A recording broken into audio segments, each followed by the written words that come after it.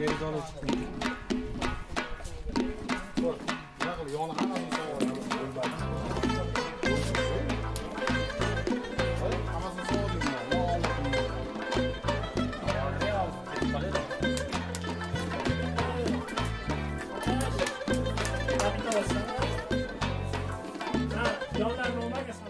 Здравствуйте, дорогие подписчики! Сегодня мы, друзья, мы отдыхаем на природе. И сегодня будем готовить казан кабаб. Сейчас вот налили растительное масло. Как закалится масло, будем жарить картофель. Теперь будем жарить картофель.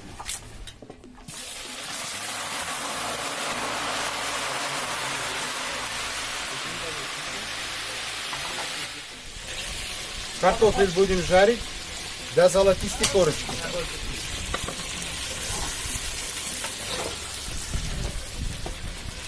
Olib pasayib qoldi. Ha, vaqma qildi. Olib.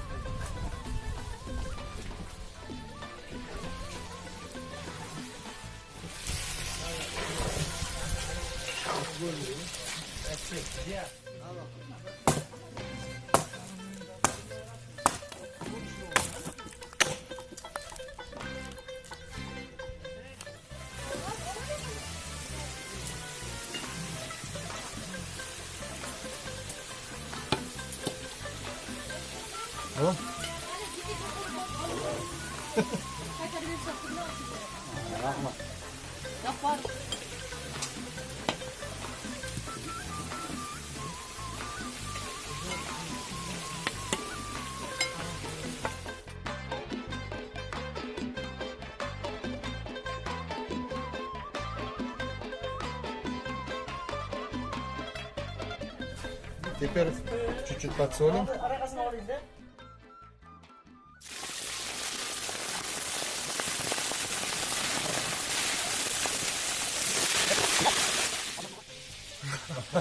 Nurmami? O. Endi ochib beraymi?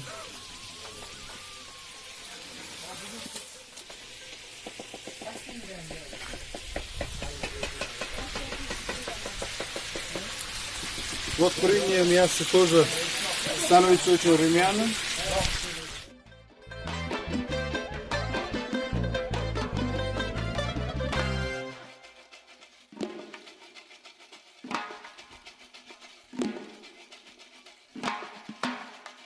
Теперь убираем это куриное мясо.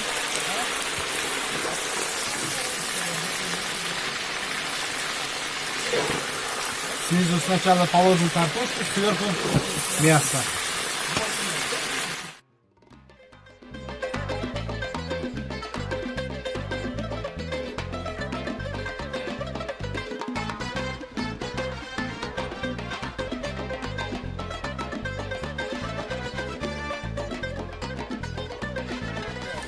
Засыпаем специи.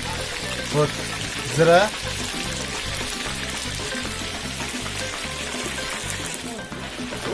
Засыпаем кориандр.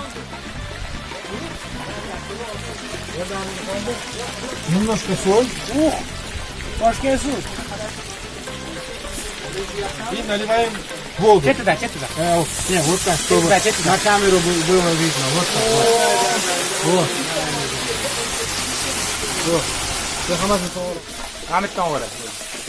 Мы не нашли на природе тазик, поэтому накрываем казаном. Такой первый раз у нас. Великий аштар.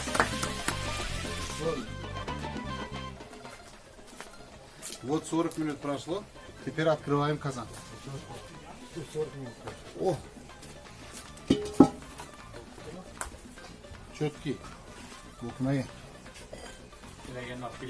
Ага.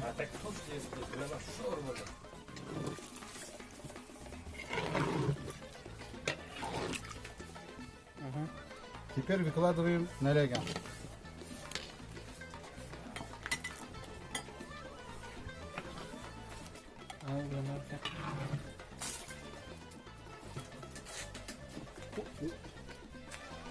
Приятного аппетита! Bo'lmasam shanba kuni man olib chiqib bering mrazasi. Ganskiga. Mrazasi kelsa, Nima? Yo'qolmishda ana marhamat dasturxonga. o'zi bakteriya.